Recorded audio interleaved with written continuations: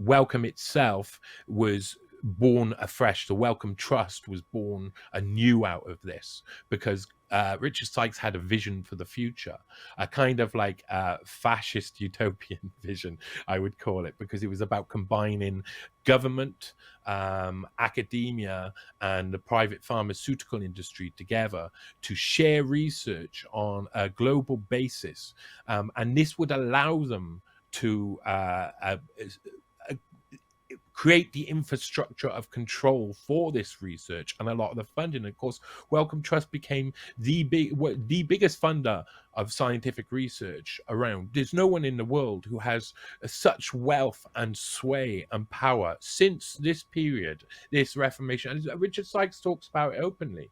Now, Richard Sykes, during COVID, would be put in charge of the entire vaccine rollout, all of the booster programs, and head up the vaccine task force for the UK. So obviously his time during COVID means he's still up there. He's still up there at the top of the hierarchy of this little control unit that I've mapped out. Now, going on from the 90s. Sorry, Johnny. What are the 5 key names of these Wellcome? The 5 key names are Richard Sykes, Roy Anderson.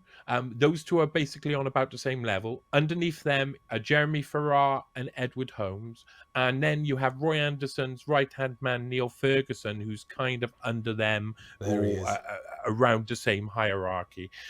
Neil Ferguson and Roy Anderson is where it comes to next in this article, because they had a big impact on the history of the UK and in computer modeling. I mean, you've got to remember, Roy Anderson was picked up by an IBM scholarship back in the early 70s. That's like 1973.